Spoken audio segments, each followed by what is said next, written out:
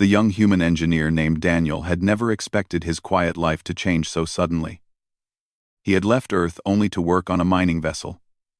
Hoping to earn enough money to support his sick mother back home, he was simple, calm, and not the kind of man who looked for trouble. But the universe had different plans for him.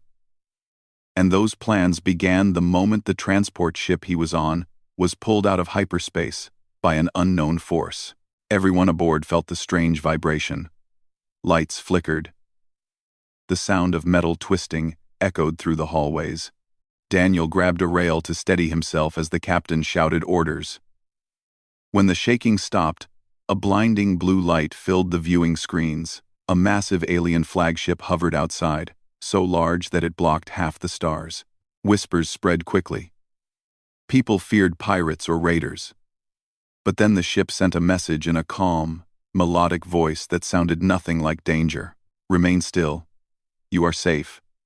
We require one human for a diplomatic matter. No one understood what that meant. A human? Why only one? And why from this random transport ship? Before the crew could react, a corridor door opened on its own. A strange energy pulled Daniel forward gently, like a hand guiding him. He tried to resist, but the force felt almost soft, as if it didn't wish to hurt him. The others watched in confusion as he stepped toward the beam of blue light that engulfed him completely.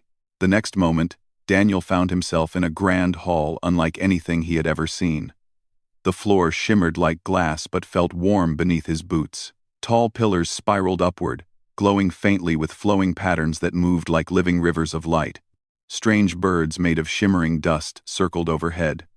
He realized he was on the alien flagship. A group of armored guards stood before him. Their armor looked like polished stone with glowing lines. They watched him closely, but not with hostility. Their leader bowed slightly. "Welcome, human," the guard said. "The Queen requests your presence." Daniel felt his heartbeat quicken. A queen? Of which species? What could she possibly want from him? He followed the guards through long halls, until they stopped before massive golden doors. When the doors slid open silently, Daniel stepped inside and froze at the sight waiting for him. The alien queen sat on a throne carved from shimmering material that looked like crystal and metal blended together. She was tall, elegant, and carried an aura of strength and calm. Her skin glowed faintly like moonlight. Her hair, long and flowing, moved gently as if touched by a soft breeze even though the air was still. Her eyes were deep violet, filled with intelligence and something Daniel could not understand. She looked at him as if she had known him forever. "You are the human named Daniel," she said, her voice steady and warm. Daniel swallowed hard. "Yes, Your Majesty." She rose from her throne and walked toward him. Even her footsteps made soft echoes like music. Daniel tried not to stare, but everything about her felt unreal. He had met no creature like her in his life. "I brought you here for a reason," she said softly. "A matter that affects my entire people." Daniel blinked. "Me?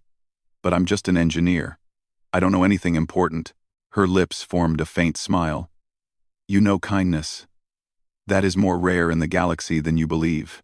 He didn't understand what she meant, but she continued before he could ask. "My people, the Elindra, have a tradition. When a queen approaches the end of her ruling cycle, she must choose someone truthful of heart to complete a sacred trial. Only that person may guide the next era.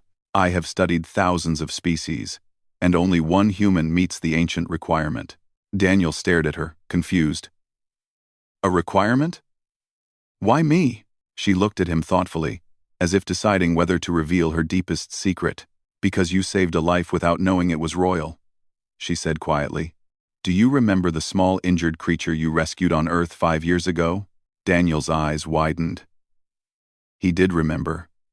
A strange silver-feathered creature had fallen into a river near the engineering workshop where he worked. He had pulled it out, warmed it, and given it food until it recovered. He had thought it was some rare bird or escaped exotic pet. After a day, it had disappeared. "That creature," the Queen said gently, "was my younger sister in her disguised form. She was visiting Earth secretly. You saved her when no one else cared to help. For that, the ancient marks recognize you. Daniel felt frozen. His mind tried to understand it. He had saved a life. Yes, but he had never imagined it was a royal visitor in a hidden form. The Queen continued. Our ancient trial must be completed by the one who holds unforced kindness. That is the title my people give to hearts like yours. The trial tests honesty, courage, and wisdom, not strength or power, and if you accept it, you will be honored beyond measure. Daniel felt strange. Honored? He had not asked for any of this. He only wanted to earn money and return home. He looked at the Queen's gentle expression and tried to gather his thoughts. What happens if I accept? He asked quietly. She paused, then spoke with great seriousness. If you accept, you will stand beside me during the trial as my chosen partner. And if you succeed, you will become my husband. Daniel felt the air leave his lungs. He hadn't expected anything like that. Marry the queen of an alien empire? The idea felt impossible, unreal. He took a step back without realizing it. Your Majesty, I think there must be a mistake. I'm not someone who belongs in a place like this. I'm just a normal man. The Queen's eyes softened. That is exactly why you were chosen. Humans seek power, wealth, or fame in their stories. But you helped someone. When no reward existed, you made a selfless choice. Daniel felt overwhelmed. He looked around the room, at the glowing walls, the floating lights, the quiet elegance. He had never imagined he would be standing in a place like this, let alone being told something so unbelievable. The Queen touched her hands together, a gesture of sincerity. I will not force you. The trial is dangerous, but not in a violent way. It tests the heart more than the body. It reveals what a person truly is inside. My people believe only a genuine soul can lead beside the Queen. Daniel hesitated. Part of him wanted to say no. He wanted to go back to his ship, continue his job, and send credits home. But another part of him felt something different. The Queen's words stirred something inside him, a feeling that he had been brought here for a reason, even if he didn't understand it yet. He looked up at her. Why would you want someone like me as your husband? You don't even know me. Her eyes held his gently. Because a throne does not seek perfection. It seeks balance. I hold power. I hold authority. But I do not hold the heart of a humble man who knows how to care for others without fear. That is a rare gift. Daniel felt heat in his face. No one had ever spoken to him like that. Not even on Earth. The Queen stepped closer, her voice softer. If you refuse, I will return you home safely. You will never be forced. But I ask you to at least consider what your kindness has already done. You changed a life once. You may change a future now. Daniel took a deep breath. The silence in the room felt heavy. He thought of his mother, of Earth, of the life he knew. Then he thought of the creature he had saved years ago. He had saved it, without expecting anything, but now that act had opened a door he never imagined. He finally looked into the Queen's violet eyes. What exactly is this trial? She raised her hand. A floating sphere of light appeared, swirling gently. Images formed inside it, strange landscapes, ancient ruins, glowing trees, and paths made of golden dust. The trial of hearts, she said softly. A journey into memories, fears, and truths. You will face questions that only your heart can answer. Daniel watched the images shift. None of them looked threatening, but something about them felt powerful, mysterious. If I fail? He asked.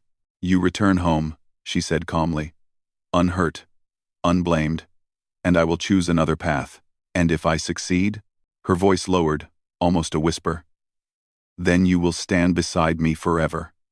Not as a servant, not as a subject, but as a partner. Daniel felt his chest tighten. The way she said the word partner carried a weight he didn't understand. He looked at his hands and exhaled. I don't know what the right choice is. The Queen bowed her head slightly. Then stay here tonight. Rest. Think. In the morning, I will ask again. A small escort guided Daniel to a peaceful room. The floor glowed softly beneath his footsteps. The bed looked warm and inviting. But he did not lie down immediately. He sat by the window, watching the stars through the massive glass wall. The galaxy stretched endlessly before him. He whispered to himself, "Why me?" But deep inside his heart, a quiet feeling told him this was not random.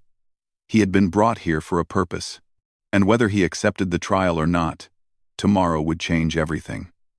Daniel hardly slept that night. Even though the bed was soft, warm, and far more comfortable than anything he had ever used on Earth, his mind kept running in circles. He tried to calm himself by staring at the stars outside the large window. The alien flagship drifted silently, surrounded by shining clusters of distant suns. It was peaceful, almost too peaceful for a man whose entire future rested on a choice he had not yet made. He replayed everything in his mind: the Queen's voice, her calm eyes, the unbelievable promise she had made. Becoming her husband felt impossible, like a dream that didn't belong to him. He was just an engineer from a small town, someone who fixed machines and worried about buying medicine for his mother. How could he be someone important to an alien queen? When morning finally came, his door opened with a gentle sound, and a warm light flowed into the room. A tall Elendran attendant stood there with a soft smile. Unlike the guards, this person did not wear armor. Their robe shimmered like flowing water. "The Queen invites you to breakfast," the attendant said. Daniel nodded, though his stomach was too tight to feel hunger. He followed them through the glowing halls again. Everything about this ship felt serene. Even though it was huge, he sensed no tension, no threats. It was as if the entire vessel breathed calmly, matching the rhythm of its queen. He entered a smaller room this time, not the grand hall with the throne. A round table floated gently in the center, glowing faintly. Plates rested on it, holding unfamiliar but pleasant-looking food. The Queen stood by the window, her back to him as she watched the stars outside. She turned when he stepped in. Her expression was soft, not demanding or impatient. "Good morning, Daniel," she said. "Good morning, Your Majesty," he replied, his voice quiet. She gestured for him to sit. "Eat what you wish. Our food is gentle for human nature." Daniel sat slowly. The food looked like fruits made of light and soft breads that shimmered like morning dew. He picked a small piece and tasted it. It was warm, sweet, and almost melted instantly. He didn't realize how hungry he was until he took a second bite. The Queen sat across from him and waited patiently. After a moment, she spoke. "I did not ask for your answer last night because I wished you to rest first. Now I ask again with respect. Have you decided? All way to do for rest." Kamzading, Daniel looked down at his hands. His voice was careful. "I still don't know if I'm the right person. I don't want to disappoint you." Her eyes softened. "If you were unworthy, the trial would never have chosen you. But I understand your fear." Daniel lifted his gaze slowly. "What will happen during the trial? I saw those images, but I didn't understand them." The Queen placed her hands on the table gently. "The trial of hearts does not test your strength. It tests the truth inside you. It will show you memories, questions, choices from your past. It will reveal your fears. You will walk through them. Not to suffer, but to understand who you really are." Daniel felt a chill run through him. "Will it hurt?" "No," she said softly. "You will not feel pain. But you may feel emotions you have avoided. That is why the trial is difficult for some." Daniel thought about his mother, about the years he spent working without rest, about all the worries he carried in silence. He knew he had many emotions buried deep inside. The Queen continued, "If you wish, I can enter the trial with you. Not to guide your choices, but to stand beside you as witness." He blinked. "You would do that?" "It is tradition when a queen chooses someone for the trial. It shows trust." Daniel felt something gentle settle inside him. Trust. It had been a long time since anyone had trusted him with something important. Even on Earth, he had been the quiet worker. No one noticed. Yet this queen, a ruler of an entire empire, offered to stand beside him through a trial of the heart. He breathed deeply. I think I'm ready to accept. For the first time, a real, warm smile appeared on her face. It made her look less like a distant ruler, and more like someone human, someone warm and hopeful. Then we begin today, she said. After breakfast, the Queen led him to a large, circular chamber, deep inside the flagship. The room had no chairs, no lights, no doors, except for the one they entered through. The walls were smooth, and seemed to glow faintly like soft dawn light. In the center stood a round platform with glowing markings. Daniel felt nervous again as he stepped closer. The Queen walked beside him. "This chamber is ancient," she said softly. "It has been here since the first Elendrans sailed the stars. The trial has guided many leaders and partners before us." Daniel looked around. "What do I do?" "Just stand on the platform," she said gently. "The trial will read your heart and open its path." Daniel stepped onto the circular platform. The Queen stepped beside him. A warm hum filled the room. The symbols on the floor lit up brighter and brighter until Daniel felt as if he stood inside a rising sunrise. His vision blurred, then sharpened. The chamber faded away. He was no longer on the alien ship. He stood in a memory. He gasped, looking around. He was standing beside a river on Earth.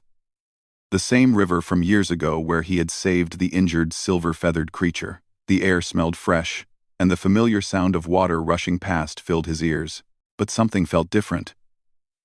The scene looked almost too clear, too vivid. Light shimmered above the water like floating dust particles. He heard footsteps behind him. The Queen stood there, unchanged, though everything else belonged to his past. She looked around with quiet curiosity. "This is your memory," she said softly.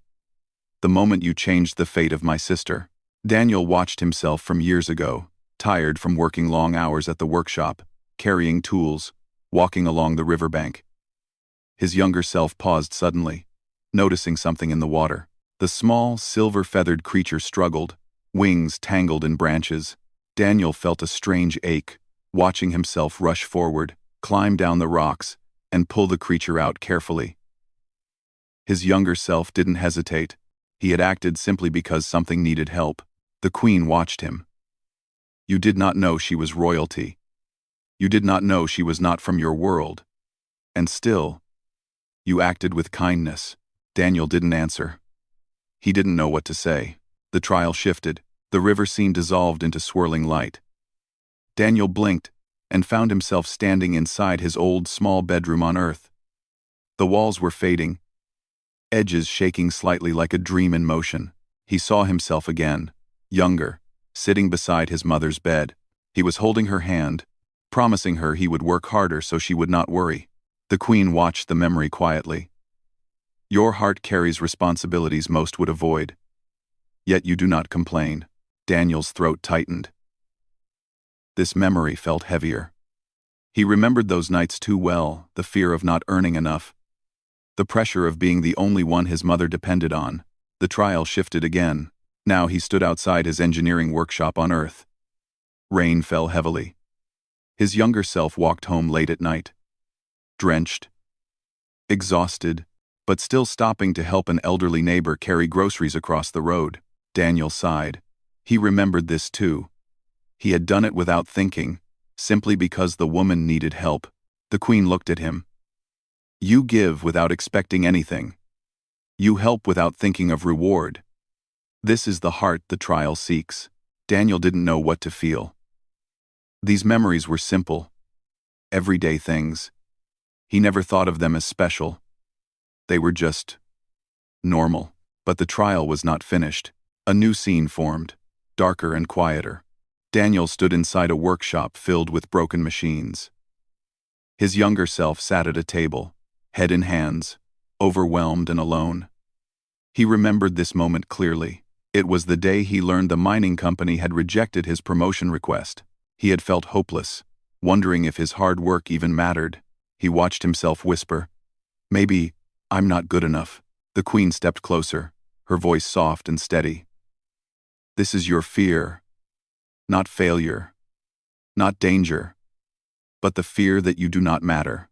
Daniel lowered his gaze. "It's true. And yet, the Queen said, every memory here proves otherwise.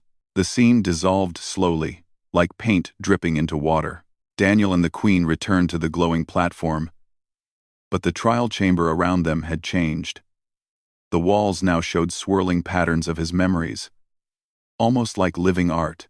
Daniel felt drained but strangely lighter, as if the trial had touched something deep inside him that he had ignored for years. The Queen looked at him with calm pride. The first step of the trial is complete.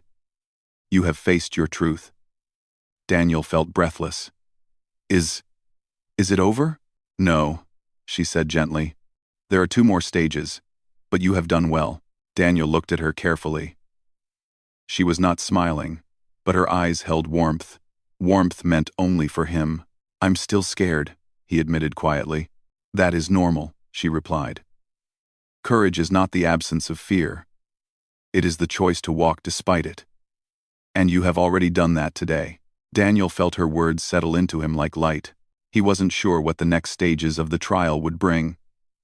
But for the first time since boarding the ship, he felt that maybe, just maybe, he was not as unworthy as he believed.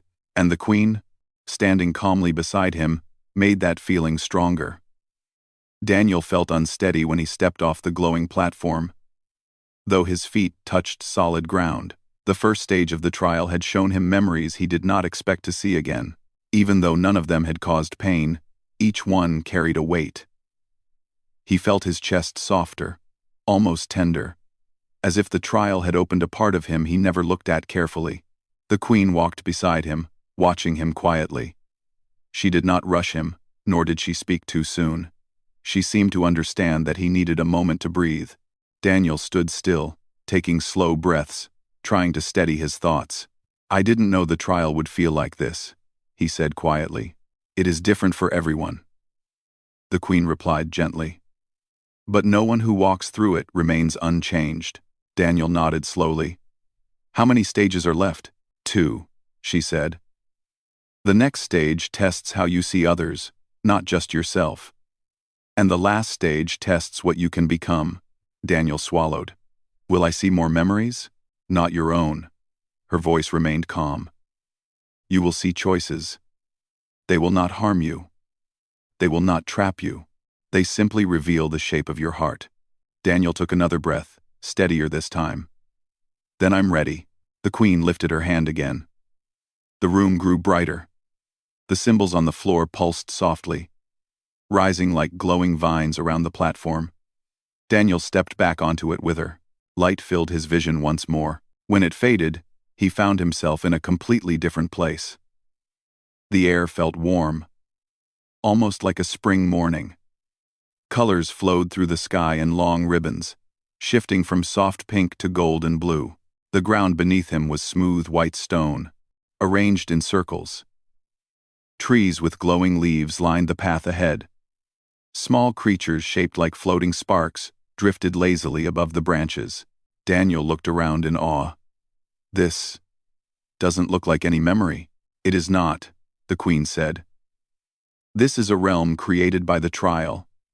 A place of choices. Daniel noticed 3 paths before him, each stretched in a different direction. One path glowed with warm orange light. The second shimmered with cool blue. The third looked dim, almost shadowed. The Queen stepped back slightly. This part you must walk alone.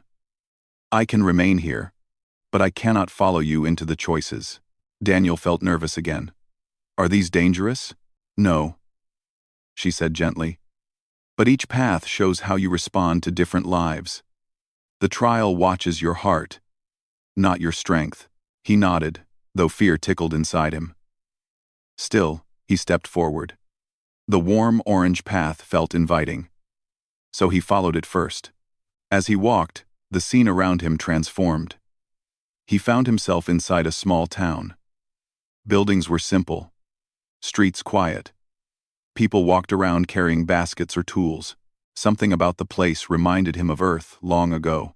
A young boy stood crying near a broken cart. The wheel had snapped, and the boy looked too small to fix it. People passed by without stopping. Daniel felt a familiar tug inside him. Without thinking, He went to the boy. "Do you need help?" The boy looked up, startled, then nodded quickly. Daniel knelt beside the broken wheel, examined it, and used a nearby tool to tighten the wooden bolts and straighten the frame. Even though it wasn't real, the cart felt solid. When he finished, the boy smiled widely. "Thank you, sir." Daniel felt warmth in his chest. It felt simple and natural. When he turned, the scene dissolved, and he stood again at the start of the orange path. The Queen's voice echoed gently, though she had not moved. "Your instinct is to help where help is needed." Daniel took a slow breath. The warm path faded, leaving the other two remaining. He walked toward the blue path next. Cool air brushed his face. When the scene shifted, he found himself on a quiet shoreline. Waves moved gently, shimmering with pale light. A young girl stood at the water's edge, staring at the waves fearfully. Behind her stood a broken device that looked like a small communication beacon. She looked lost. Daniel approached slowly. "Are you all right?" She shook her head. "I need this beacon to call my family, but I can't fix it. I've tried many times." Daniel knelt beside it. The pieces were scattered, but he recognized the inner circuits. It reminded him of machines back home. He worked slowly, letting the girl watch. When the beacon hummed and lit up, her face filled with relief. "Thank you, stranger," she said softly. "I was so scared." Daniel smiled. "You're safe now." As the beacon lit brightly, the scene dissolved again. He found himself back where the three paths met. The Queen spoke again. "You do not turn away from fear. You comfort it." One path remained, now the dim one. Daniel hesitated. Something about the dark path felt heavier, colder. But he stepped toward it anyway. The moment he entered, the environment changed into a cramped metal corridor. Lights flickered. Sparks burst from broken wires overhead. Daniel smelled smoke and felt heat against his skin. A man lay on the floor, coughing weakly. He was trapped under a fallen metal beam. Daniel felt fear instantly. The scene was more intense, more urgent than the others. Daniel rushed forward. He tried lifting the beam, but it was too heavy. He looked around, spotted a long metal bar, and used it as leverage. With steady effort, he lifted the beam enough for the man to crawl free. The man gasped, coughing, but alive. I thought no one would come." Daniel helped him stand. "I couldn't leave you here." The corridor around them shook, then dissolved. Daniel returned to the central platform. The Queen's voice came softly, not proud, not emotional, simply truthful. "And you do not hesitate in danger." Daniel stood still, breath unsteady but heart clear. The three paths had not been hard. They had felt natural, like choices he would have made anywhere. He turned toward the Queen. "What does this mean?" "It means," she said gently, "that your heart is open, steady, and strong. You choose compassion, even when no reward waits. You face trouble without hesitation, and you comfort fear with steady hands." Daniel looked at the glowing ground beneath him. The trial had not been about grand actions. It had been about simple things: helping, caring, supporting. The Queen stepped toward him. "There is one final stage." Daniel felt both nervous and ready. "What is it?" "The final stage shows what future you can create. Not what you have done, not what choices you make for others, but who you can be." She placed her hand lightly near the platform. The world faded again. Daniel found himself standing on a balcony overlooking a great alien city. Buildings rose like shimmering trees, glowing softly. Large ships drifted through the sky. People walked below Alindrans of all ages. He realized something surprising. He was dressed differently. His clothes were still simple, but more elegant, shaped in Alindran style. He looked calm, strong, almost like a leader. Beside him stood the Queen, looking at him with quiet trust. They were not touching, yet the scene carried a feeling of partnership, balance, respect. Daniel felt the breeze brush against his face. The city felt peaceful. A small Alindran child ran up to him, holding a broken floating toy. Without thinking, Daniel knelt and fixed it. The child laughed joyfully. Then an older Elendran approached, asking for advice on repairing a power device. Daniel listened carefully, offering a solution. Then two leaders approached, bowing respectfully. They spoke about a plan for helping a distant settlement. Daniel listened, thoughtful, offering quiet suggestions. While the Queen stood beside him, the scene shifted slightly. Daniel saw himself down below, walking among the people, helping them with calm kindness. The people looked at him with respect, not fear, not worship, but trust, and beside every moment stood the Queen, not above him, not behind him, but beside him. The trial whispered softly around him. Though he did not hear words, he felt meaning. This was a future he could create if he chose. When the vision faded, Daniel returned to the main chamber. The platform dimmed softly. The Queen stood before him, her expression unreadable at first. Then she spoke. "Daniel, you have completed the trial." He breathed slowly. "Did I pass?" Her answer came gently, like warm light. "You did not only pass, you honored the trial." He stared at her, unsure how to react. "So, what happens now?" The Queen stepped closer until she stood only a breath away. Her eyes held a quiet warmth, not force, not pressure, but something deep and calm. "Now," she said softly, "I must ask you the final question. Not as a queen, not as a ruler, but as someone who values your heart." Daniel stood still, breath caught. "Daniel," she said, voice calm yet carrying emotion he had not heard from her before, "will you choose to stand beside me? Not because the trial says you may, not because you saved my sister, but because you wish to build a future with me?" Daniel's chest tightened. He remembered the visions. He remembered the way she looked at him, not as a servant, not as someone beneath her, but as someone equal, steady, honest. He thought of the life he left behind. Then, he thought of the life the trial had shown him. His voice was quiet but sure. "Yes, I choose to stand beside you." The Queen closed her eyes briefly, a soft breath leaving her as if a weight had lifted from her heart. When she opened them again, there was warmth he had not seen before. "Then," she said gently, "you are no longer just Daniel the engineer. You are Daniel, chosen partner of the Elendran Queen." The chamber glowed brightly, as if the ancient trial itself celebrated the choice. And as Daniel stood there, feeling the strange and beautiful future unfold before him, he realized something simple and undeniable. For the first time in his life, he felt like he truly belonged somewhere,